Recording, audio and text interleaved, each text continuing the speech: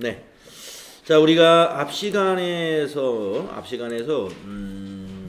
주식회사 3일 패션의 결산과 장부 마감까지 다 마쳤습니다. 네.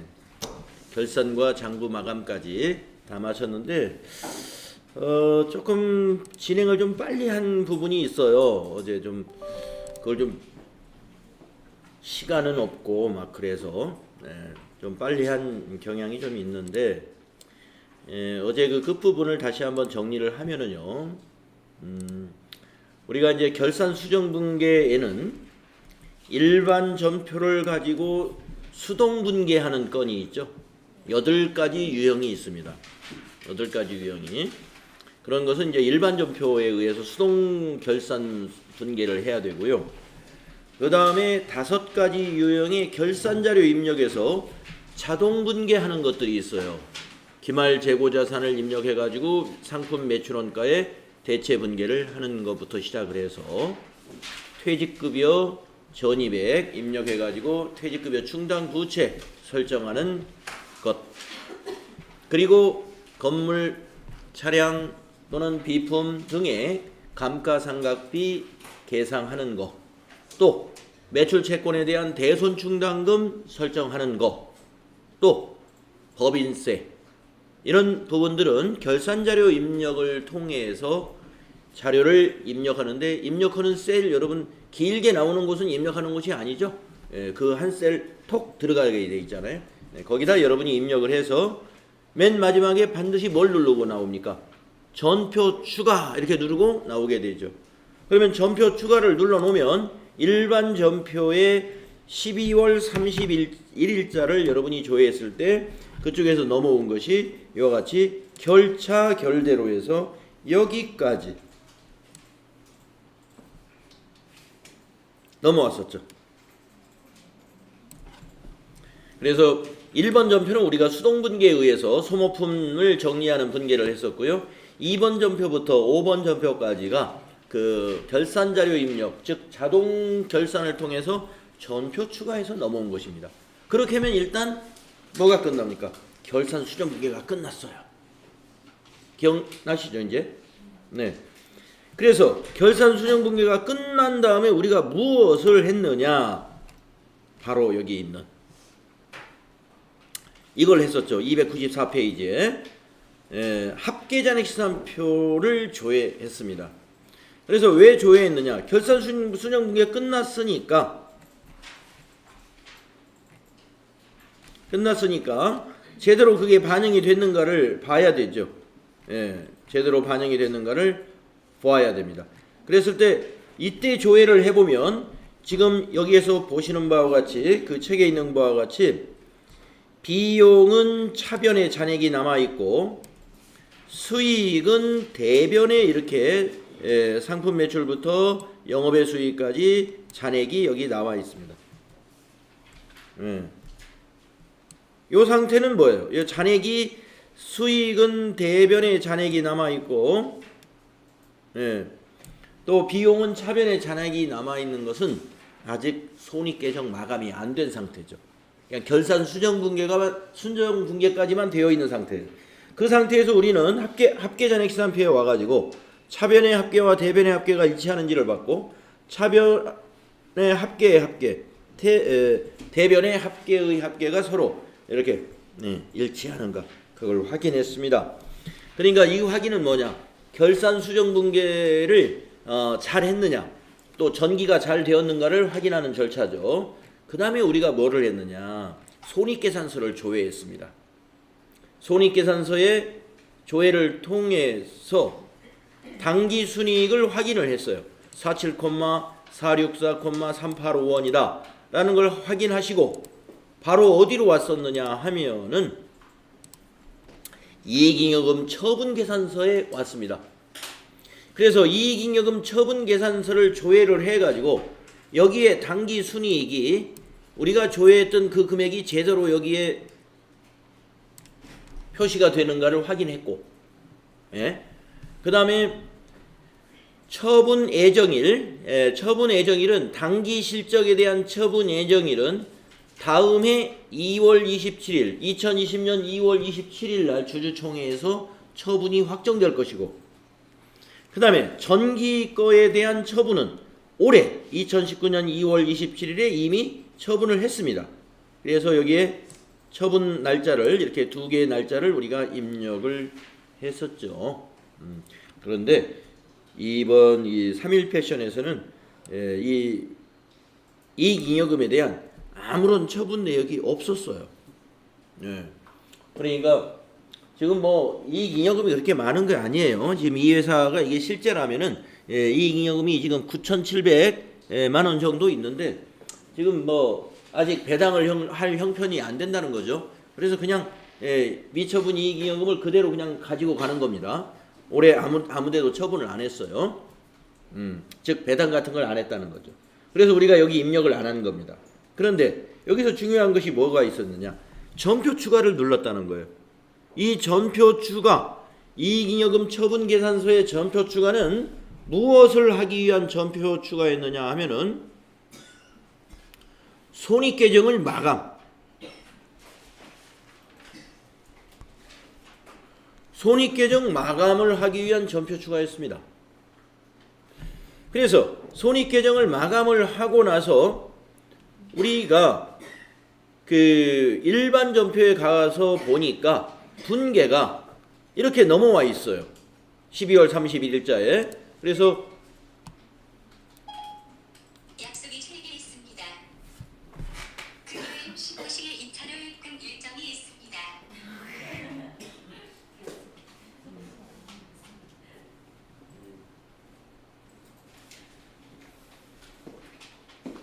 네. 그래서 넘어온 전표를 우리가 어제 확인을 했었는데 좀 급하게 빨리빨리 확인을 했습니다. 그래서 여기 6번 전표부터 보니까 네, 10번 전표까지 6번 전표부터 10번 전표, 그러니까 6, 7, 8, 9, 10 전표 5장 넘어온 거예요. 근데 양은 엄청 많습니다. 왜 많느냐? 자, 6번 차변 하나, 대변 하나입니다. 이게 뭐냐? 상품 매출이라는 수익이 대변, 손익계정 대변으로 간 거예요. 수익은 손익계정 대변으로 가지 않습니까? 그 다음 7번 전표가 양이 많습니다. 7번 전표는 차변 손익, 손익계정 차변에 대변에 있는 거 뭐가 왔나 볼까요? 상품 매출원가라는 비용, 급여라는 판매관리비, 복리후생비라는 판매관리비, 여비교통비 등등등등 해서 광고선전비라는 또 판매관리비가 대손상각비까지, 그리고 법인세 비용 이것도 전부 어디로 갔습니까? 손익계정 대변 차변으로 왔다 이거죠. 그래서 비용은 손익계정 차변으로, 수익은 손익계정 대변으로 대체하는 분계가 뭐에 의해서 만들어졌느냐? 아까 그 전표 추가에 의해서 만들어져 가지고 12월 31일자에 이와 같이 분계가 자동으로 일어난 거예요. 그 다음에 밑에 뭐가 있었느냐?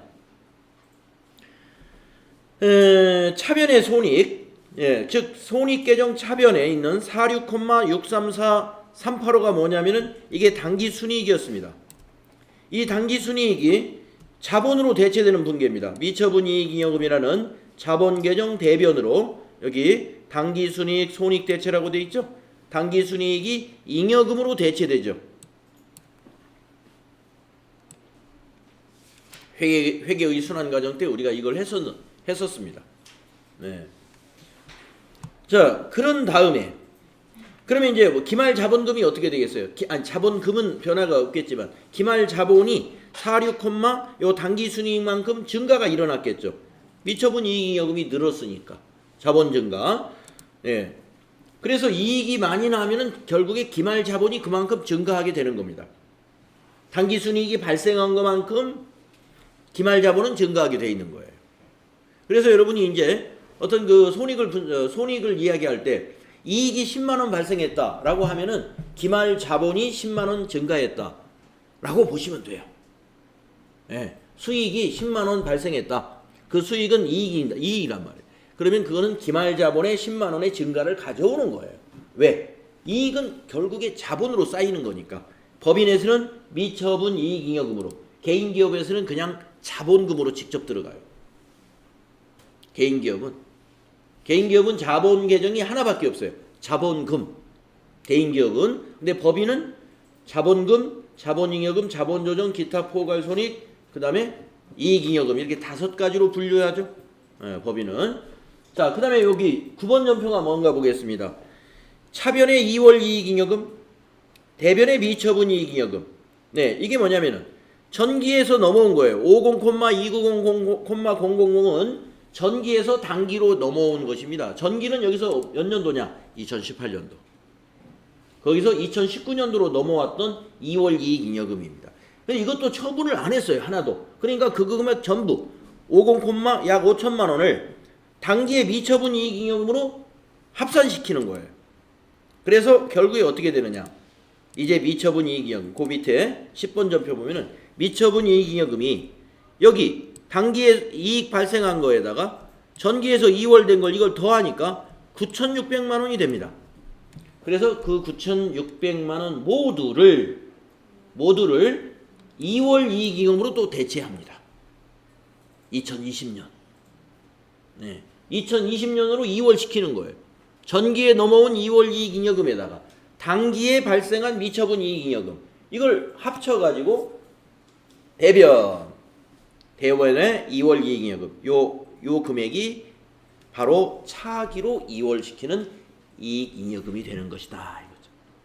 그래서 이러한 분계를 우리가 수동으로 하지 않고 이 프로그램에서 아까 그 이익잉여금 처분계산서에서 점표 추가 한번 눌러줌으로써 모두 자동으로 완성되었다는 것입니다. 그래서 지금 우리 교재 295페이지가 방금 제가 보여준 그 화면을 얘기하고 있는 거예요. 그 화면을 얘기하고 있는 것입니다. 자, 그 다음에 우리는 무엇을 했느냐? 296페이지 작업을 했습니다. 조금 전에 그 작업은 손익계정의 마감을 한 거예요. 그래서 손익계정 마감이 끝나면 합계잔액시산표가 어떻게 변해 있었냐면은 지금 여기서 우리가 했던 걸 보면 아시죠? 합계잔액시산표를 보면 아까 책에 있는 그림하고는 완전히 달라집니다. 어떻게 달라져 있느냐?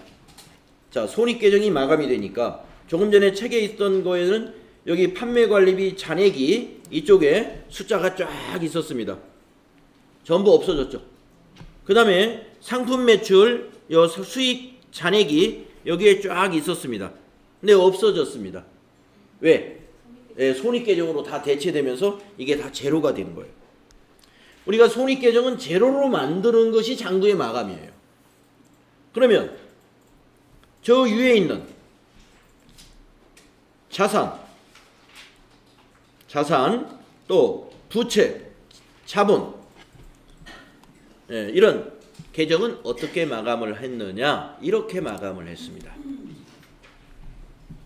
마감 후 2월이라는 메뉴를 이용하죠. 마감 후 2월. 네. 그래가지고 여러분이 재무회계의 데이터 관리에 마감 후 2월이라는 걸 들어가면 이런 화면이 나왔었어요. 그러면 여기에 이제 환경 설정부터 거래처, 부서, 사원, 계정 과목, 고정자산 등록 이런 모든 항목을 기초 코드부터 기초 정보까지 전부 체크를 해가지고 마감하겠다라고 하는 겁니다. 그러면은 여기에 있는 거래처 등록부터 계정 과목이며 고정자산 등록 내용 이런 기초 정보 관리 내용과 함께 자산 부채 자본의 잔액이 전부 2020년으로 2월 되는 거예요. 그럼 우리가 그때 수기로 할 때는 어떻게 했습니까? 자산 부채 자본을 마감할 때 차기 2월이라고 적고 반대편에다가 자산 같으면 대변에 차기 2월을 적고 차변에 와서 전기 2월이라고 적었었죠. 부채는 반대로 차변에 차기 2월이라고 적고 대변에다가 전기 2월이라고 적었었죠. 줄쳐가면서 여러분하고 같이 마감을 했었습니다. 그 작업을 여기서 하는 거예요. 그 작업을. 그게 여기 있는 마감이었습니다. 그런데 이런 메시지가 나왔죠. 본 기능은 실무 버전에서만 제공하고 이 교육용에서는 제공을 하지 않는다. 그러나 마감은 쳐줘요. 예. 그래서 이제 데이터가 수정되지 않도록 할 수는 있는데 실제로 2월 전기 2월은 안 일어나요. 만약에 전기 2월이 된다면 여기 날짜를 2020년 1월 1일로 그 합계 잔액 시산표를 조회했을 때 잔액이 쫙 넘어와 있어야 돼요. 네, 그 넘어오는 일은 없다 이런 얘기입니다. 그래서 우리 실무용 버전에서는 실제로 이렇게 하면 이제 차기로 넘어가게 돼요. 모든 자료가. 이렇게 해서 이제 자산부채 자본을 모두 마감하면은 끝나는 거예요. 그러면 이제 재무상태표 조회에서 여러 가지 재무제표 조회만 하면 작성이 다 완벽하게 일어나는 겁니다. 그래서 제3절로 넘어갑니다. 네. 자, 그래서 오늘은 재무제표 작성인데요. 사실 재무제표 작성은 이미 다 되어 있는 거예요. 네. 그래서 살짝 한번 보고 가면 될 것 같습니다. 자, 재무제표 작성하기. 우리 교재 297페이지부터가 오늘 새롭게 시작하는 부분인데요. 손익계산서 작성. 자, 여러분 손익계산서는요. 잘 알다시피 일정 기간 동안이죠. 일정 기간 동안에 기업의 경영 성과를 보여주는 결산보고서입니다. 예. 그래서 이 손익계산서를 통해서 당기순이익을 확인해 볼 수가 있습니다. 예. 당기순이익. 그러니까 당기순이익 외에도 뭐 다른 정보도 확인할 수가 있어요. 아마 문제가 나올 것 같고요. 그 다음에 재무상태표를 또 작성합니다. 재무상태표는 일정 시점에 기업의 재무상태를 나타내죠. 예. 그러니까 선생님 재무상태를 재산상태라고 하면 안 되겠나요? 같은 겁니다. 예. 기업의 재산상태. 예. 그걸 우리가 재무상태라고 하고 있는 거예요. 그래서 우리가 손익계산서를 봐가지고는 재산상태 알 수 없습니다. 네. 그러니까 손익계산서라는 건 뭐냐면 우리 가계로 말하면은 한 달에 벌어들인 거, 그러니까 1년으로 봐도 되는데 한 달을 딱 끊어서 봤을 때 우리 가정의 월 수입이 얼마냐, 그 다음에 월 지출은 얼마씩 제출하느냐. 그래서 매월 저축하는 것이 얼마씩 저축하고 넘어가느냐. 이것이 바로 손익계산서입니다. 성과, 경영 성과. 예. 그래서 만약에 한 달에 벌어들이는 게 500인데 쓰는 게 600씩 쓴다. 그러면 생활이 어려운 건 뻔하겠죠. 계속 은행 빚을 땡길 거 아닙니까? 그런데 벌어들이는 게 500, 쓰는 게 200만 쓰고 있다. 그러면 그 가정의 경영 성과는 어떻습니까? 매달 300씩 저축을 하고 간다. 이런 얘기가 되잖아요. 기업도 마찬가지예요. 손익계산서가 바로 수익과 비용을 정리한 겁니다. 그래서 기업의 경영 성과. 예. 그러니까 항상 기간 개념이 있어요. 기간 개념. 경영 성과 하면은 예를 들어서 상반기 경영 성과다 그러면 기간이 1월 1일부터 6월 30일. 만약에 한 회계년도 거다 그러면 1월 1일부터 12월 31일. 예, 1년치를 말하는 거예요. 그래서 손익계산서라는 것은 언제나 기간 개념이 들어가요. 언제부터 언제까지냐. 그런데 재무 상태는 뭐냐? 시점입니다. 시점. 네, 시점. 그러니까 만약에 우리가 가정으로 보더라도 작년까지는 우리가 어마어마한 사업을 했었어요. 그래서 우리 사업 자산만 해도 뭐 한 50억씩 돼. 그래서 우리 재산이 거기에 뭐 부채가 한 20억 있었지만 하여튼 총 재산이 한 50억 되는 재산이 있었어요. 그런데 올 1월 달에 그냥 사업이 말이죠. 갑자기 큰 문제가 봉착해가지고 우리 회사가 다 넘어가 버렸네. 회사를 다 잃게 됐어요. 그러면 이제 재산이 하나도 없어졌죠. 그러니까 작년 말 시점으로는 우리 집 재산 상태는 50억이었다는 거죠. 근데 지금 시점, 만약에 5월 8일 날 시점에서 보면 재산이 하나도 없더라. 항상 재무상태표라고 하는 것은요, 시점 기준입니다. 시점. 자산부채 자본의 그 재산 상태를 나타내 주는데 그 시점, 어느 시점으로 확인하는 것이다. 기억하시고. 자, 수행 내용 같이 해보겠습니다. 3일 패션의 단기분 손익계산서 작성을 수행하시오 이랬는데 한번 작성해 보세요. 단기분 손익계산서. 작성한다는 건 뭐냐? 조회한다는 것이죠. 네, 그래서 조회를 한번 해보겠습니다. 네, 손익계산서를 12월 달로 조회하시면 이게 당기분이에요. 그런데 우리 손익계산서는 이와 같이 당기와 전기를 비교하는 비교식 손익계산서를 제공합니다. 비교식 손익계산서, 전기와 당기를 비교할 수가 있어요. 네. 그래서 이 정보를 보는 사람들이 전기 대비 어떻게 되었는가, 이게 만약에 실제 데이터라면은 이 회사는 영업 상태가 아주 나빠졌다고 보겠네요. 전기에 5억의 매출이었는데 지금 요 숫자상으로는 당기가 1억 정도밖에 안 돼요. 네, 뭐 5분의 1로 영업이 축소됐어요.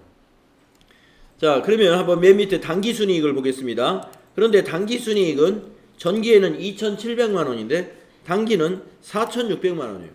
왜 이럴까? 한번 보니까 매출액은 이런데 매출 총이익이 뭐 비슷해요.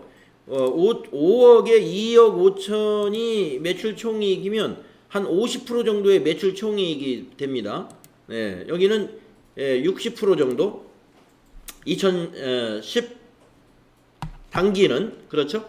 1억에서 약 6천만 원이니까 매출 총이익률이 전기 대비 한 10% 늘었어요. 적게 팔았지만 이익률은 10% 늘었네요. 네, 그러면 그렇다 치고 판매 관리비를 보니까 엄청 줄었네요. 작년에는 말이죠, 판매한 거에 매출액에 한 뭐 5억인데 2억이 판매 관리비다. 네, 그러면 상당한 비율이죠. 그런데 지금은 당기에는 한 16%밖에 판매 관리비가 16%밖에 안 돼요. 비용이 엄청 줄었어요. 그래서 뭔가 좀 이게 정말 사실이라면 적게 팔고 이익은 많이 남겼다. 이렇게 보겠죠. 구조조정을 한 것 같아요. 이 회사가 종업원을 많이 내보냈나 봐요. 어디 종업원을 급여를 보니까 급여가 어마어마하게 줄었습니다. 한 뭐 10분의 1로 줄었어요. 보니까 사람을 많이 내보냈나 보다. 그래서 구조조정을 통해서 이익은 작년보다 거의 2배 가까이 당기순이익은 늘었습니다. 그러니까 우리가 장사를 말이죠, 규모를 무조건 크게 한다고 해서 이익이 꼭 크다는 보장은 없습니다. 알뜰살뜰. 이게 우리가 그 사업을 펼칠 때 계산을 잘 해봐야 돼요. 이게 매출이 계속 증가할수록 우리 이익률이 날 수가 있느냐. 지금 우리 회사의 그 인력 구조가 낭비 없는 인력 시스템을 가지고 있느냐, 그런 어떤 그 여러 가지 그 분석들을 해봐야 됩니다. 그래서 업무 분장이 제대로 되어 있는지, 업무 분장표를 점검하고 이런 거 해서 효율적인 인적 관리를 해야 돼요. 효율적인 인적 관리를. 그래서 이렇게 이걸 보고 할 수 있어요. 자, 그러면은 가끔 이런 문제 나와요. 손익계산서에서 주당 당기순이익이 얼마입니까? 이런 문제 잘 나옵니다. 주당 당기순이익이란 뭐냐면은 이 당기순이익을 발행한 주식수로 나누면 됩니다. 계산기를 가지고 바로 나누면 되는데요. 여기 기능모음에서 하는 방법이 있습니다. 자, 여러분, 기능모음 여기 상단에 있는 단추를 눌러서 거기 계산이라는 굵은 글씨 밑에 주당 손익이라는 메뉴를 한번 클릭해 보십시오. 그러면은 여기에 자동으로 계산기가 만들어져 가지고 여기에 당기순이익이 자동 입력되어 있고 여기다가 주식수를 입력하도록 되어 있어요. 만약에 시험에서요, 만주다, 발행 주식수는 만주다 그러면 여기다 만을 입력해 주시고, 발행 주식수가 15,000이다 그러면 여기 주식수에다가 15,000을 입력하면 됩니다. 자, 만이라고 해보죠. 만 입력하고 엔터 쳐보세요.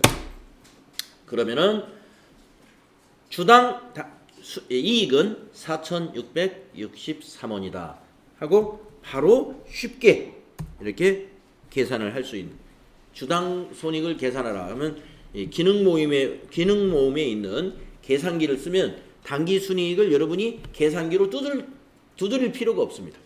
예. 만약에 계산기로 계산하려면 4, 6 뭐 당기 순이익 다 눌러야죠. 예, 누른 다음에 나누기 만 이렇게 해야 되잖아요. 그런데 요 기능을 쓰면 주식수만 거기다 입력하면 돼요. 그리고 이걸 하고 나고 확인을 눌러주잖아요.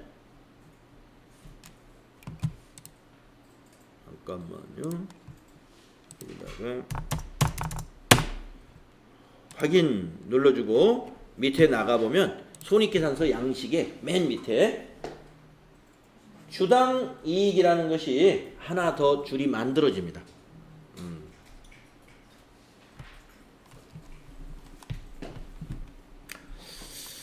자, 손익계산서 조회를 해봤습니다. 다음 문제는 뭔가요? 주식회사 3일 패션의 당기분 재무상태표 작성을 수행하시오. 한번 작성해 보도록 하겠습니다. 재무상태표. 네. 바로 손익계산서 위에 있습니다. 재무상태표. 역시 12월에서 그냥 엔터 하시는 거예요. 네. 재무상태표 역시 당기와 전기로 이걸 우리가 비교식 재무상태표다 이렇게 말합니다. 예. 손익계산서하고 똑같죠? 당기와 전기로 나누어서 볼 수가 있습니다. 예. 재무상태표는 일정 기간, 예. 일정 기간이니까 이건 2019년 12월 3, 아니 일정 기간이 아니고 죄송합니다. 일정 시점. 이건 2019년 12월 31일 시점입니다. 예. 그리고 이쪽에 있는 데이터는 2018년 12월 31일 시점입니다. 예. 여기 기간이 이렇게 있지만 이거는 제6기가 이렇게 이 6기의 기간이 이렇다는 것이지 회계연도의 기간을 말하는 것이지 여기 유동자산이 2억 2천이다 하는 것은 이 시점 2019년 12월 31일 시점에 유동자산이 이렇게 된다는 얘기죠. 네, 저 재산 상태가 많이 좋아졌습니다. 전기에 비해서. 유동자산이 많이 늘었어요. 예. 부채도 많이 늘었군요. 부채도 약 한 8천만 원 가량 늘었습니다. 재산 상태를 보는데요. 이 재무 상태표에서는 안정성, 기업의 안정성 같은 걸 봅니다. 예, 당좌 비율 같은 거. 예, 당좌 비율. 당좌 비율이라는 것은 이 당좌 자산하고 당좌 자산의 비율이 어떻게 되느냐. 당좌 비율 또는 유동 비율, 유동 자산과 유동 부채의 비교. 유동 비율. 그래서 유동 자산이 유동 부채보다는 많아야 좋은 겁니다. 당연히 왜 그러냐? 유동 자산이라는 것은 1년 내에 현금화가 가능한 자산입니다. 1년간 우리가 그 현금처럼 쓸 수 있는 자산이 지금 22억이라는 얘기, 아니 2억 2천이라는 얘기예요. 그런데 유동부채를 가서 한번 내려가 볼까요? 유동부채를 보니까 1억 7천입니다. 유동부채의 의미는 뭐냐? 1년 안에 우리가 갚아야 될, 지급해야 될 부채. 그러면은 1년 안에 현금화할 수 있는 것이 약 2억 2천이고 우리가 갚아야 될 것이 유동부채가 1억 7천이기 때문에 5천 정도의 여유가 있죠. 자금이. 그러니까 뭐 자금 담당하는 사람 입장에서는 2019년도 2019년도가 아니라 2020년도에 지금 요거는 2020년도로 넘어가는 거잖아요. 그래서 2020년도에는 은행에 가서 크게 아쉬운 소리를 할 일은 없겠구나. 우리가 들어올 1년 안에 들어올 돈이 갚아야 될 돈보다 한 5천 정도 여유가 있는 거죠. 뭐 이런 판단을 우리가 해볼 수 있습니다. 자, 재무상태표에서 또 하나는요, 제출용을 보게 됩니다. 제출용. 재무상태표 제출용을 봐야 문제를 해결하는 것들이 많이 있는데, 예를 들어서 현금성 자산, 현금 및 현금성 자산이 얼마냐라고 하면은 여러분이 과목별에서 보려면은 계산기를 이용해야 돼요. 만약에 과목별을 보고서 그 답을 찾으려면은 과목별에서는 현금이 현금성 자산을 이렇게 모아놓지 않고 현금, 당좌예금, 보통예금 이렇게 따로 분리를 해놨단 말이에요. 그러면 계산기로 이걸 다 더해야 됩니다. 현금 더하고 여기 당좌예금, 보통예금 여기까지가 현금이 현금성 자산이에요. 그런데 제출용에 가면은 그 세 개가 더해져 있어요. 네. 딱. 또 하나는 뭐냐면 여기 파란색으로 되어 있는 걸 보시면 되는데 매출채권입니다. 매출채권도 여기 제출용에서는 그 두 개가 더해져 있습니다. 외상매출금과 받을 의미. 그런데 과목별은 나눠져 있어요. 그걸 계산기를 써야 된단 말이죠. 또 아래로 내려왔을 때 매입채무가 그렇습니다. 매입채무가 외상매입금과 지급어음이 있거든요. 제출용에서는 외상매입금, 지급어음이 나누어져 있는데 여기 아니요 과목별에서는 제출용에 오면 두 개가 더해져 있다. 그래서 이렇게 매입채무, 매출채권 또는 현금이 현금성 자산을 물어보는 그러한 질문이 있으면 재무상태표에 와서 볼 때 제출용을 보셔라. 자, 재무상태표 조회 작성을 해봤습니다. 네, 그러면 이제 수행 3번에 있는 이거 매출채권과 매입채무의 잔액은 얼마냐? 아까 여기서 보면 되는 거죠. 제출용에서 매출채권 제게 맞나요? 32,765000인데 맞습니까? 예, 매입채무는 90,662000인데요.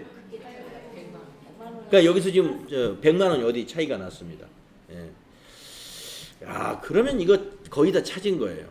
예, 마감이 되어서 지금 고치진 못하겠지만 지금 매입 채무에서 100만 원 차이가 나잖아요. 그러면 뭐만 확인해 보면 되는 거예요. 외상 매입금하고 미지급금만 가서 확인해 보면 되죠. 네. 그럼 확인해서 찾아보겠습니다. 네. 자, 지금 이제 제가 우연히 쉽게 고칠 수 있는 방법을 이제 여러분하고 데이터를 비교하다 보니까 매입 채무에서 차이가 났단 말이에요. 그러면 계정별 원장에 딱 가요. 예, 제가 계정별 원장, 여러분도 한번 계정별 원장에 한번 가보실래요?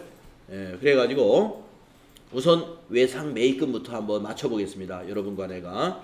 자, 1월 1일부터 12월 31일 1년치로 하고 계정 과목에다가 251이라고 입력해 보세요. 예, 251. 예, 그리고 또 251 뒤에도 엔터 하고 해보겠습니다. 자, 계정별 원장에 와 있습니다. 자, 그러면 여러분 계정별 원장에 지금 외상 매입금 잔액이 제가 79662 맞습니까? 그러면 지급어음인데 그러면 여기 이제 여기 코드를 계정 코드를 252로 바꿔 보십시오. 252. 예. 자, 지급어음이 1100만 원입니다. 잔액이. 1000만 원입니까? 3월 달 게 뭐가 있나요? 4월 30일에 하나가 추가가 이게 없는 거예요? 그러면 이 거래가 잘못된 거래란 얘기군요. 4월 30일 날 대변에 지급어음 100만 원, 차변에 상품 100만 원. 이게 없는 건가요? 예. 그러면 이걸 삭제하면 되겠죠.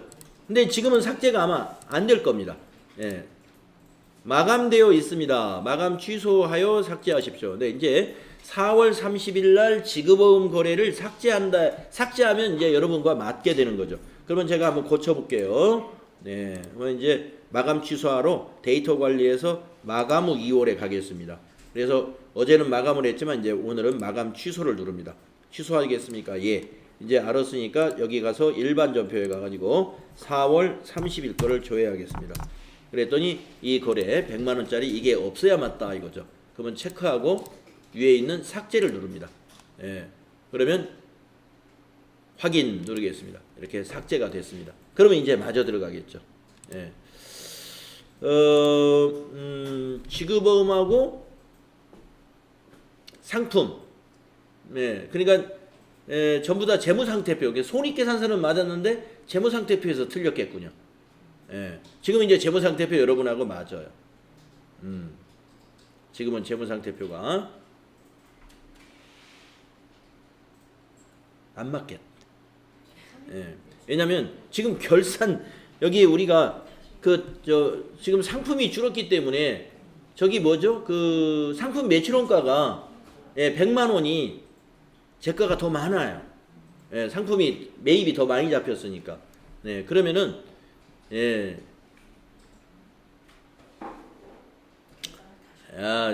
결산 다시 해야 돼요. 결산 다시 해야 돼요. 그러면 결산 다시 한번 해볼까요? 일이 많아집니다. 여기 가서 다 지워야 돼요. 이쪽으로 넘어온 것을. 다 취소하고 지워야 돼요.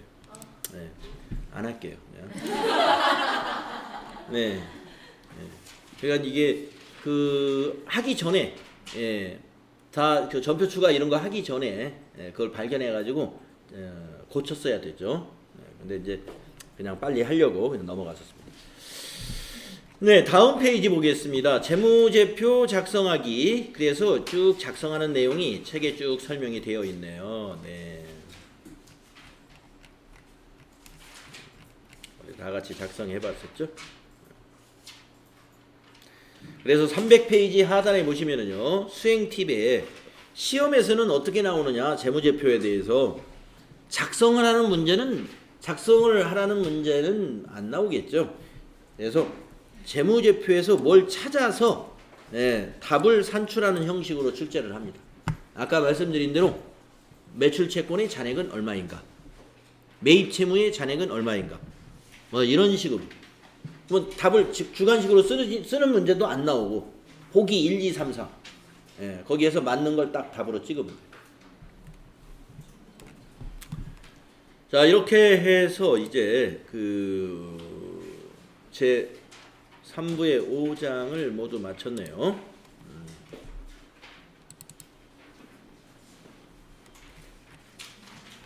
다음은 이제 6장이 되겠습니다. 다음은 제 6장. 자, 제 6장은 어떤 내용이냐면은 이제 주식회사 3일 패션이라는 회사의 마지막 부분이 되겠네요. 회계정보 시스템.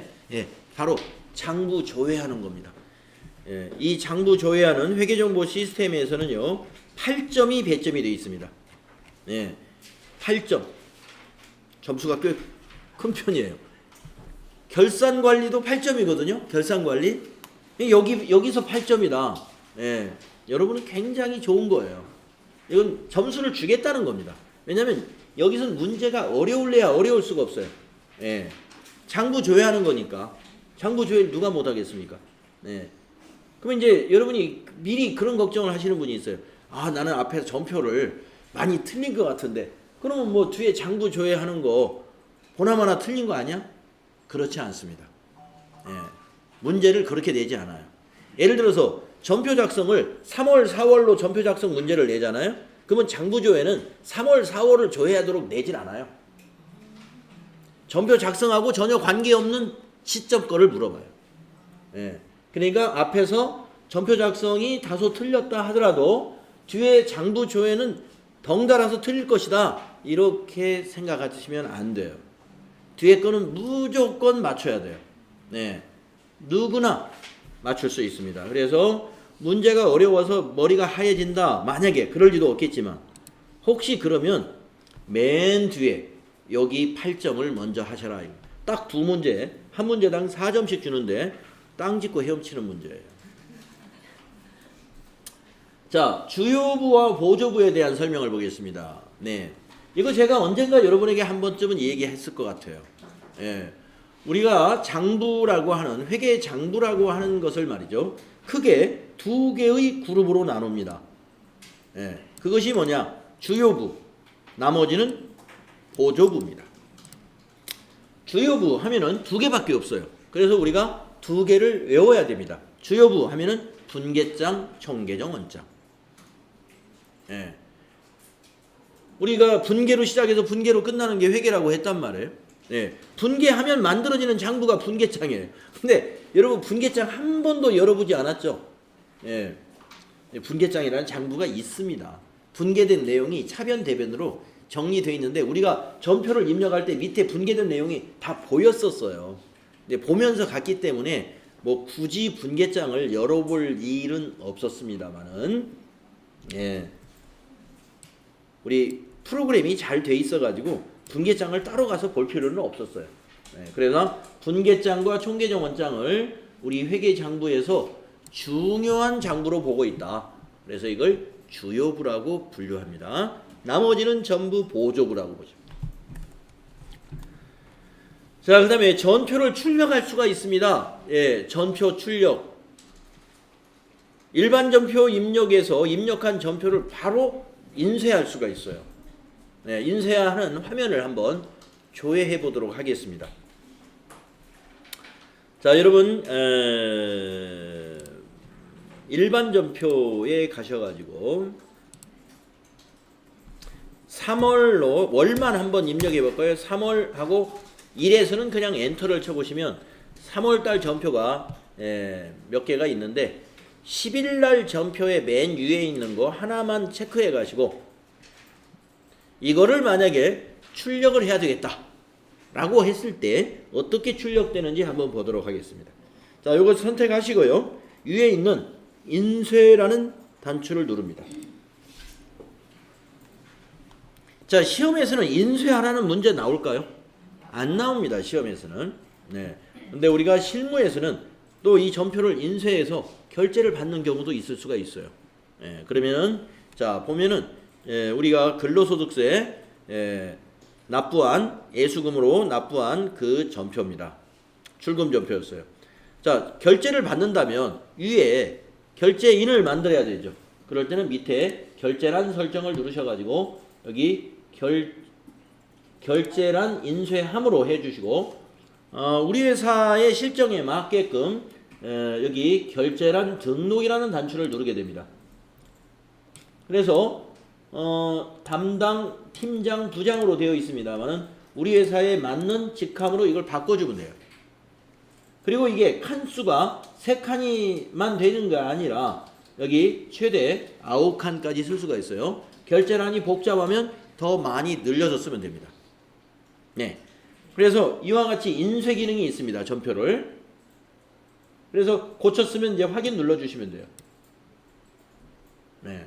그래서 이렇게 해서 이제 위에 바로 인쇄하기를 누르게 되면 여러분 컴퓨터에 연결된 이 프린터로 요 전표가 인쇄되게 되죠. 그래서 만약에 오늘 만약에 3월 한 달치 전표를 전부 인쇄해 가지고 결제를 받아야 되겠다. 그러면 3월 거 전부를 체크해 가지고 이와 같이 한꺼번에 쫙 인쇄해 가지고 결제를 받으면 됩니다. 아니면 하루 단위로 일 단위로 인쇄해서 결제를 받는다든가. 이 전표와 그 다음에 일개표를 앞에 딱 붙이면 되겠죠. 그날의 일개표하고 그 뒤에는 전표. 그래서 이러한 프로그램을 가지고 이 인쇄를 해낼 수 있다는 거, 전표를. 그래서 우리 교재에 전표 출력에 관한 얘기 간단히 나왔어요. 자, 그 다음에 분계장, 차변과 대변으로 분계된 내용을 조회해 볼 수 있는데 전표 수정도 가능합니다. 분계정에서 전표 수정도 해볼 수 있다는 거.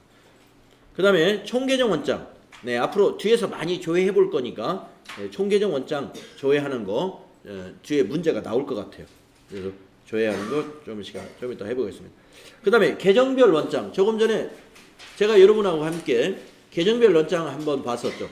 외상매입금하고 지급어음, 계정별 원장을 봐가지고 지급어음에서 차이가 있었다는 걸 찾아냈었습니다. 그 다음 거래처 원장, 거래처별로 어떤 잔액을 확인해 볼 때 매입 매출장, 매입과 매출을 유형별로 51번, 52번, 53번 또는 매출에서는 11번, 12번, 13번 이렇게 유형별로 조회할 수가 있어요. 매입 매출장에서. 자, 그래서 장부가 여기 7가지를 소개했지만 사실 7가지만 있는 게 아니라 이보다 훨씬 더 많습니다. 예. 그래서 문제에서 장부 검색에 관한 문제가 나오는데 지금 수행 1번을 보시게 되면은 당기 중 외상매입금 상환액은 총 얼마냐? 여기서 이제 이렇게 알려줬죠. 총계정 원장 또는 계정별 원장을 조회해라. 시험에서도 무엇을 조회해서 이걸 찾아라 라고 알려줘요. 예. 그러니까 너무 쉬운 거죠. 네, 만약에 여러분이 무엇을 조회하라고 안 하면 이거 장부 조회하는 것도 꽤 연습을 해줘야 됩니다. 예. 뭐 하면은 여기 지금 장부가 한두 가지가 아니잖아요. 여기 여러분 보시면 장부가 지금 여기에 여기서부터 여기가 다 장부예요. 그 다음에 여기도 장부가 있습니다. 네, 이거 부가세 제외한 거, 또 고정자산과 관련된 건 또 여기에 있어요. 또 결산서와 관련된 서류들은 여기에 있어요. 또 초기 2월에 관한 것은 여기에 있습니다. 그러니까 주로 장부 조회는 여기서 조회할 수 있는 문제가 나오긴 나옵니다만은 아무튼 종류가 꽤 많은 거예요. 어디서 조회해야 가장 빠르게 조회할 수 있느냐 하는 것을 훈련을 좀 해야 되겠으나 여러분이 이번에 시험을 준비하기 위해서는 그렇게 많은 훈련이 필요 없다. 왜냐? 장부를 알려준다는 사실. 자, 그러면 외상매입금 단기에 상환한 거 알아맞혀 보도록 하겠습니다. 자, 총계정 원장을 보겠습니다. 자, 총계정 원장 여기 있습니다. 총계정 원장은요, 기간을 막아놨어요. 기간을 막아놔 버렸어요. 언제나 1월부터 12월입니다. 그러니까 총계정 원장은 기간을 내가 입력하지를 않아요. 그리고 뭐만 입력하느냐? 계정 과목만 입력해요. 그래서 우리가 지금 조회를 해봐야 될 계정 과목이 뭐가 되겠습니까? 외상매입금이죠. 그래서 여기 물음표 단추 눌러서 외상매입금을 검색을 해도 되고요.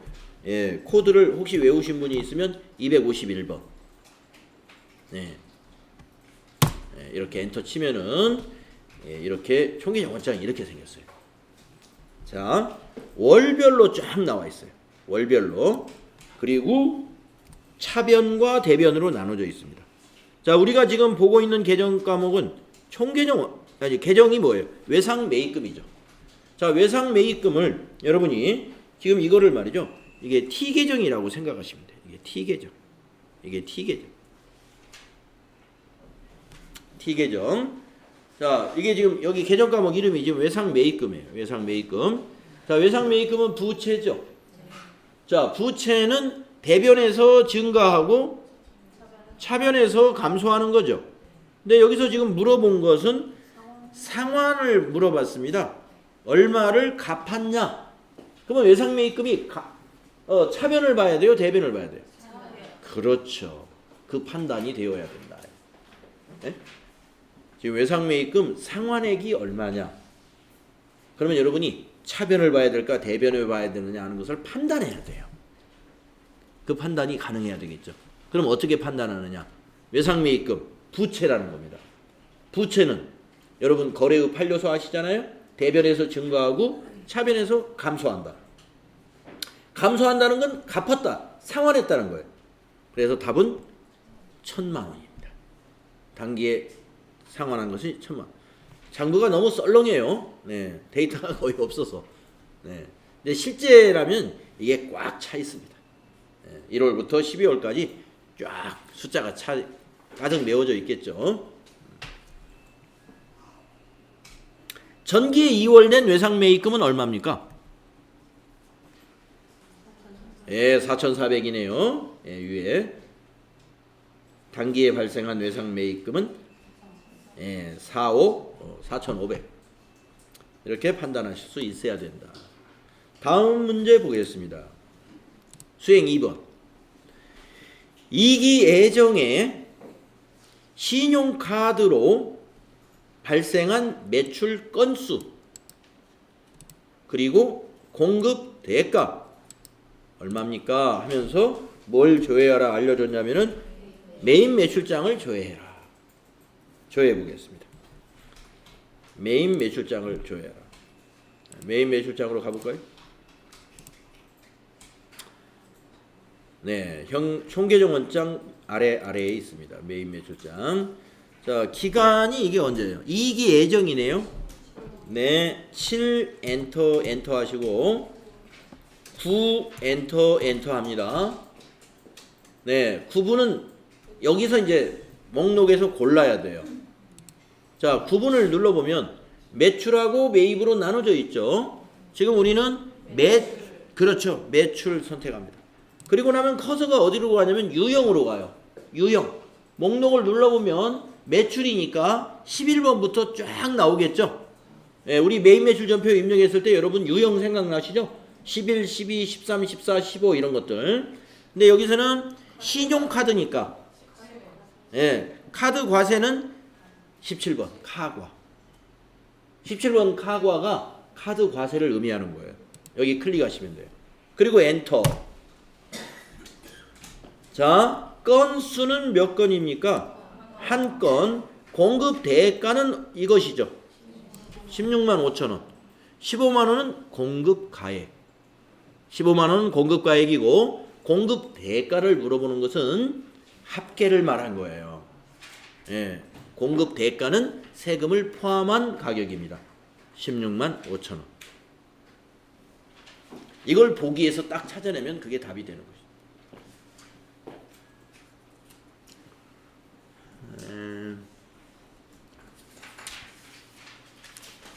뭐 뒤에 좀 있으니까 우리 쉬는 시간 가져야 될 것 같습니다. 네, 쉬었다 하겠습니다.